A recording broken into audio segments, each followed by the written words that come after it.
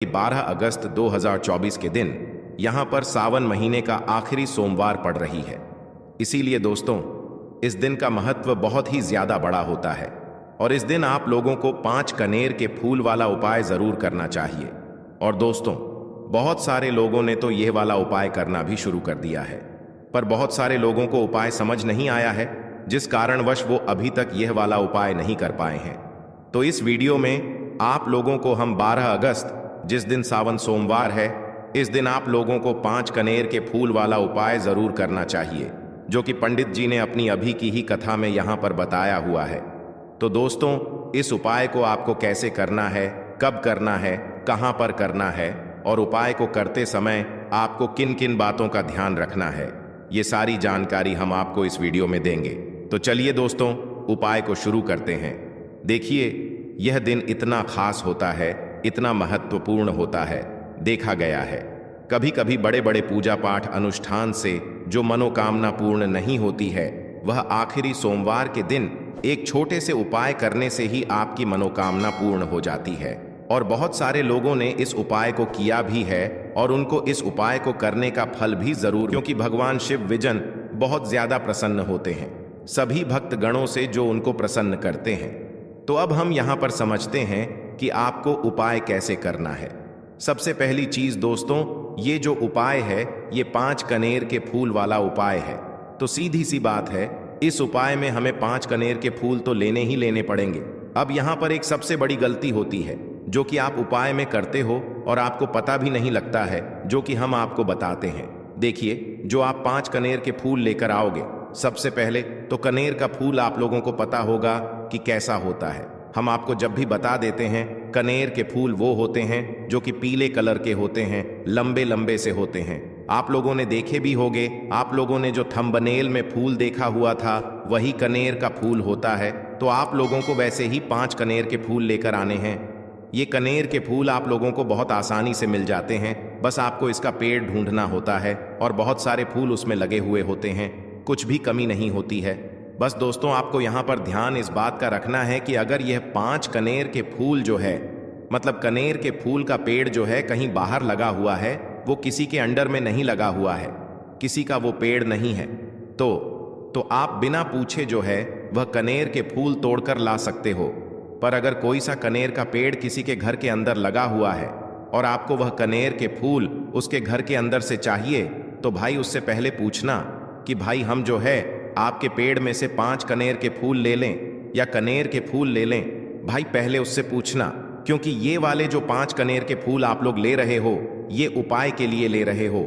और भगवान शिव जी को उपाय जब हम करते हैं तो भाई पूर्ण रूप से जो है हम पूरे विधि विधान से करते हैं।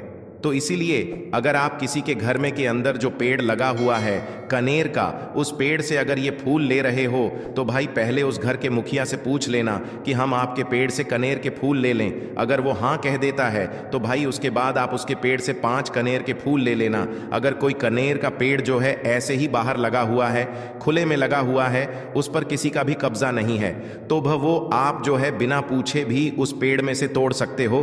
पर किसी के घर के अंदर लगा हुआ है तो उससे सकर ही 5 कनेर के फूल उसके पेड़ में से लेना। अब आपके पास 5 कनेर के फूल भी आ चुके हैं। अब दोस्तों, कनेर के फूल के साथ में क्या हमें सीधा उपाय करना है या कुछ सामग्री भी लेकर जाना है? तो देखो, कोई भी उपाय जब हम करते हैं तो सीधा हम उपाय जाकर नहीं करते हैं, उससे पहले हम भगवान शिव जी की पूजन अर्चना भी करते हैं। तो देखो, अगर यह उपाय आप सुबह के समय कर रहे हो, प्रातःकाल कर रहे हो, तो आप लोगों को अपने साथ में कम से कम 1 लोटा जल तो जरूर लेकर जाना ही जाना है।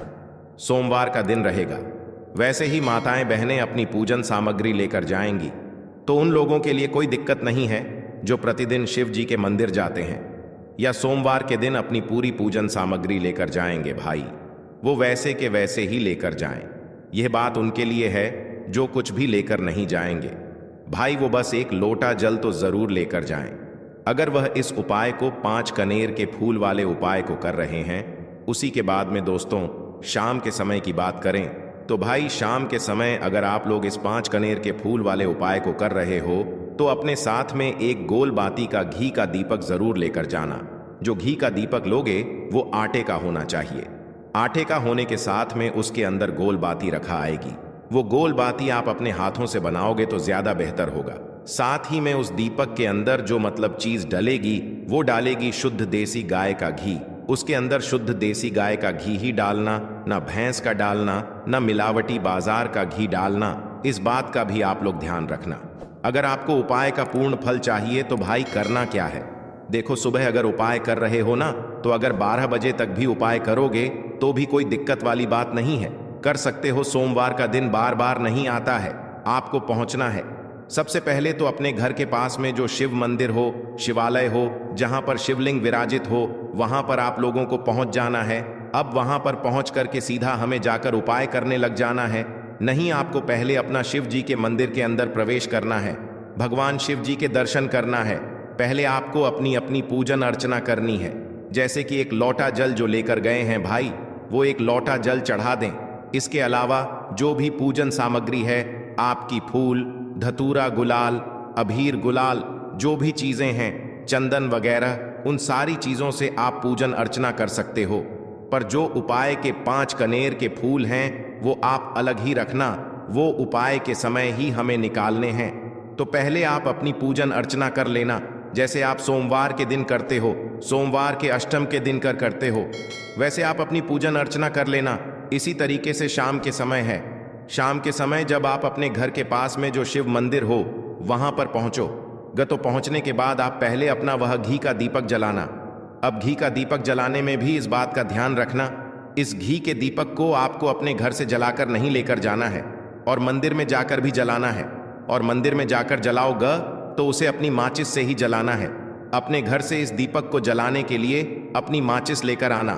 अगर आपने मंदिर में किसी और की माचिस ले ली इस दीपक को जलाने के लिए, अगर आप शाम के समय इस वाले उपाय को कर रहे हो तो भाई इस उपाय को करने का फल जो है उस व्यक्ति को भी मिल जाएगा जिस व्यक्ति की आपने माचिस ली होगी। इसीलिए आप अपने घर से अपनी ही माचिस लेकर जाएं। उसके बाद में दोस्तों, आप लोगों को एक बात का और ध्यान रखना है कि जब आप उस दीपक को जला दो, जलाने के बाद उस दीपक से आप चाहो तो आरती भी उतार सकते हो, अन्यथा कोई दिक्कत वाली बात नहीं है। आप उस दीपक को भगवान शिव जी के इतने पास मत रखना कि भगवान शिव जी को आंच लगी, थोड़ी दूरी बनाकर ही जो है आप उस दीपक को जो है भगवान शिव जी के शिवलिंग के पास में रखना, क्योंकि अभी हम जो है भगवान शिव जी को प्रसन्न करने वाले हैं। तो इसलिए जो है भगवान शिव जी को आंच ना लगे, इतनी दूरी बनाकर आप उस दीपक को रख दीजिएगा। जैसे ही आपकी पूजन अर्चना हो जाती है, आप जल चढ़ा देते हैं। सुबह के समय गए तो जल चढ़ा देते हैं, पूजन अर्चना हो जाती है। फिर आप उसके बाद में भगवान शिव जी की शिवलिंग के पास में कहीं पर भी बैठ जाइए, सामने बैठ जाइए या आसपास बैठ जाइए। उसी तरीके से शाम के समय है, दीपक जैसे ही लग जाए तो भाई आप अपना उपाय को यहाँ पर कर सकते हैं। और उपाय को करने से पहले आप अपने वह 5 कनेर के फूल निकाल लीजिए, क्योंकि अब हम यहाँ पर उपाय को करने वाले हैं। उपाय को करने के लिए आप शिवलिंग के सामने भी बैठ सकते हैं, आसपास भी बैठ सकते हैं, कोई दिक्कत वाली बात नहीं है। अब हमारे पास 5 कनेर के फूल हैं, तो सीधी सी बात है कि इन 5 कनेर के फूलों को हमें 5 अलग अलग जगहों पर यहाँ पर चढ़ाने हैं। अब वो 5 अलग अलग जगह कौन सी हैं वो हम आपको बताते हैं। देखिए, 5 अपने कनेर के फूल आप अपने सामने निकाल कर रख लीजिए। अब 5 कनेर के फूल में से सबसे पहला वाला कनेर का फूल आप लोग उठाइए और पहले वाले कनेर के फूल आपको कहां पर चढ़ाना है वो आपको चढ़ाना है भगवान शिव जी की शिवलिंग के ऊपर, जो गणेश जी वाला स्थान होता है वहां पर। अब भगवान शिव जी के शिवलिंग के ऊपर गणेश जी वाला स्थान कहां पर होता है? भगवान शिव जी की शिवलिंग होती है, शिवलिंग की जलाधारी होती है। जलाधारी का जो राइट हैंड साइड होगा, मतलब शिवलिंग की तरफ से खड़े होकर देखना कि भगवान शिव जी का सीधा हाथ कौन सा है, राइट हैंड साइड कौन सा है। उस राइट हैंड साइड पर आपको ये पहले नंबर का कनेर का फूल समर्पित करना है और जो फूल का खिला हुआ भाग होगा ना, वो शिवलिंग की तरफ करके ही आप लोग जो है इस पहले नंबर के फूल को भगवान गणेश जी वाले स्थान पर समर्पित करना, जलाधारी के राइट हैंड साइड पर। अब दोस्तों निकाल लेना अपना दूसरे नंबर का कनेर का फूल। अब दूसरे नंबर के कनेर के फूल को आपको कहां पर समर्पित करना है, या आपको समर्पित करना है भगवान कार्तिकेय जी वाले स्थान पर। अब गणेश जी वाला स्थान राइट हैंड साइड पर होता है, तो कार्तिकेय जी वाला स्थान लेफ्ट हैंड साइड पे होता है, जलाधारी के ऊपर है। तो जलाधारी के ऊपर जो लेफ्ट हैंड साइड का जो हिस्सा है वहां पर कार्तिकी जी के स्थान है। तो इस दूसरे नंबर के फूल को आप वहां पर समर्पित कर देना और भगवान से प्रार्थना कर लेना, और फूल का खिला हुआ भाग शिवलिंग की तरफ ही होना चाहिए। अब बात आती है तीसरे कनेर के फूल की। तो तीसरे कनेर के फूल को भी आपको लेना है, और इस तीसरे कनेर के फूल को आपको माता अशोक चंद्र जी वाले स्थान पर समर्पित करना है। अब ये माता अशोक चंद्र जी का स्थान कहाँ पर होता है दोस्तों? ये जो स्थान होता है ये जलाधारी के बिल्कुल बीचों बीच में होता है।